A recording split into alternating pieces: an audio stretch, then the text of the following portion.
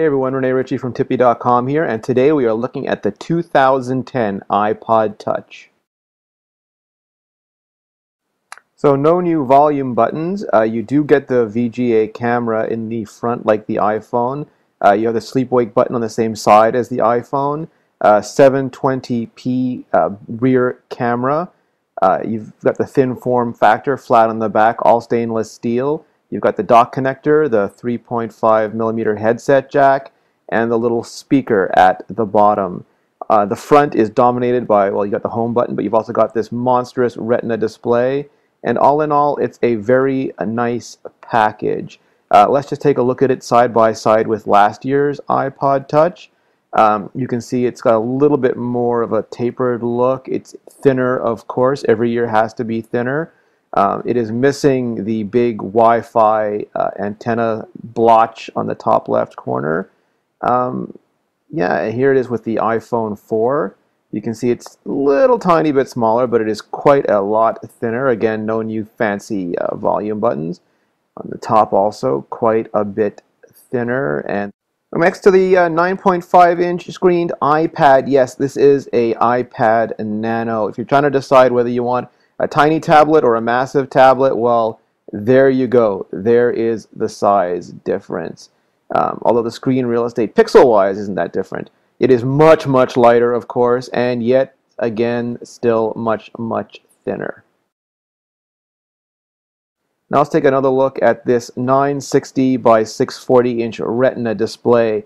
Those pixels, they are tiny. Can you see a pixel? I can't see a pixel, but compared to last year's model, yeah, you can see the moire on the left because the pixels aren't that big. It's clashing with the video recorder. And you can see a little bit of anti-aliasing along the edges. Here it is crystal clear.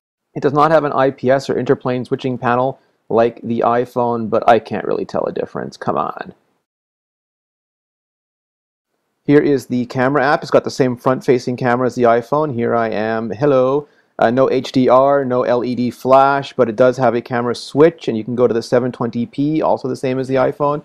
But it's only 0.7 megapixels for stills, so nowhere near as good as the 5 megapixels on the iPhone.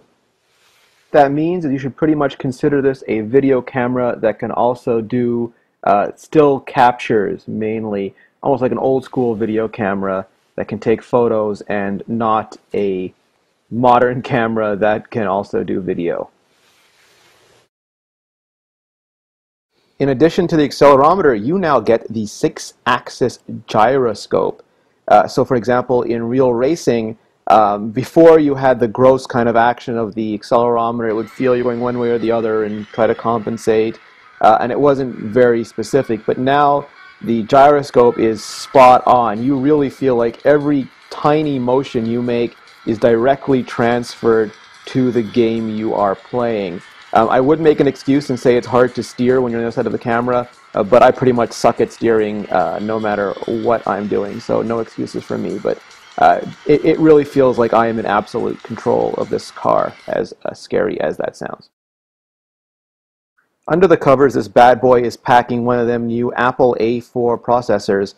It is still a Cortex A8, it is still a PowerVR SGX, but it is Apple's own brew of those things. I don't know if it's 1 gigahertz like the iPad. I suspect not, but it is still good enough to do wondrous things like Epic's Citadel demonstration here, where you can see a ton of live rendering.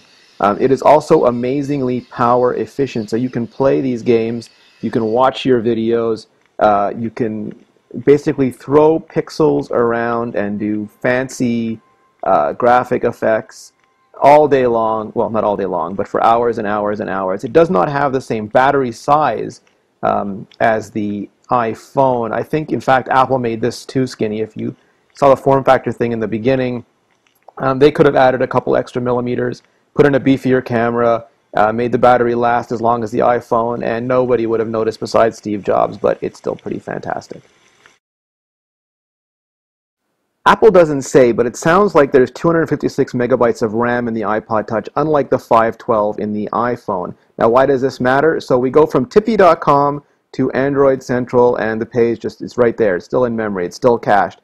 I go to Crackberry, still there, still in memory, still cached. I go to pre-central, and it has to start reloading. So that's about 3 pages held in memory. Now, that will also mean it can hold less applications, for example, in multitasking. Here's the iPhone. Now, the iPod Touch doesn't have to do telephony like the iPhone, but if you look at the difference, like we just went from Tippy to Android Central, we're going to crackberry.com, we're going to precentral.net. These are all being cached. They're all held in memory. Here's WM Experts, Nokia Experts. So that's 6 pages at least, and I think I've had up to 8 at times. So the amount of RAM makes a huge difference. And I understand Apple wants to keep the cost down. They have to sell this at a cheap price. But it's kind of disappointing that the RAM is as low as it is. We've gone over this before in our iPhone 4 and our iOS 4 walkthrough, but this being an iOS device, 4.1 technically, it has all the usual fast app switchers and widget controls. It also has the ability to make folders for all of those many apps. So I just drop one in here, and there you go. You can make a games folder. More on this, check out our iOS 4 and iOS 4.1 in 10 minutes videos. Now we're going to try a FaceTime call with Georgia, just to see what it's like on the iPod Touch. Now the iPhone uses phone numbers to make FaceTime connections. For the iPod Touch, you have to set up an Apple ID email address, and that becomes your contact if anyone wants to FaceTime you. Hey Georgia. Hey Nate. So you're on an iPod Touch now. Sweet. How's it working? Do you feel thinner and less telephony? Yeah. Yes, I do. I feel like I've lost some pounds. So does it look any different on your end? Is the quality any different? No, it looks pretty much the same, actually. Did Yeah. the call take longer? It took a few seconds, but I never know how complex all this NAT traversal and Wi-Fi routing and stuff is, so it's magic. It's just magical. Magical, eh? Unicorn tears. So, did you find that it was just as easy in order to connect to me? How did you actually find me? I installed my mobile. I just connected to Mobile Me. It synced, did something to all my contacts, and then I had to set up an email address as a contact on my side. So if you want to call the iPod... Sorry? How long did it take? I don't know, 30 seconds? Okay, so pretty quick. Yeah, absolutely. And now, just effortless, just press a button? Press a button and wait. Yes, ma'am. Seriously. All right, awesome. So I'm going to head on to the next part of the review, and I thank you very much for joining us. You're welcome. All right, bye, George. Bye, everyone.